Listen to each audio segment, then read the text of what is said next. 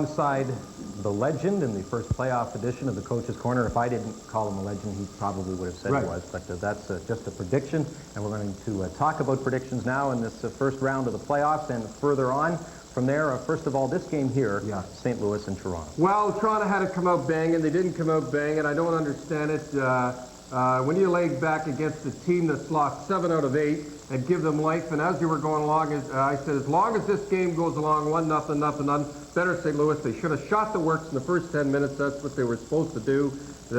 This Curtis Joseph has not played well. They didn't bother him. They didn't get any shots on him. When you come into this building, you got to get on them very fast. They didn't, and they're paying for it now. But I'm still picking them to win the series.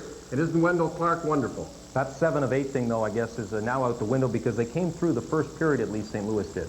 Yeah, and, you know, they say that, that Toronto, you know, won the 7 out of 8, but a lot of people forget that St. Louis outshot them by 100 shots. 100 shots over 8 games, that's an awful lot of shots. Doug Carpenter says they're pretty inflated in this building. Well, well, he's pretty smart saying that because, you know, he's getting his team up and everything, but they weren't inflated in Toronto, and they did outplay them. It was Bester and the goaltender saved them.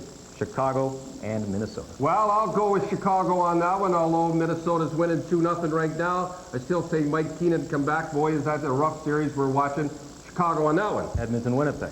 Well, any team that's got Mark Messier, although I like Winnipeg, the way they're playing, Murdoch's done a good job. But when you've got Mark Messier on your team, I'm going to pick Edmonton on that one. Calgary, LA, Gretzky out. Well, it doesn't make any difference whether he was in or not, because I love Gretzky, you know that. But with their power and everything, but I'll tell you one thing, it would have looked a lot better with Gretzky skating around out there, but Calgary in a walk.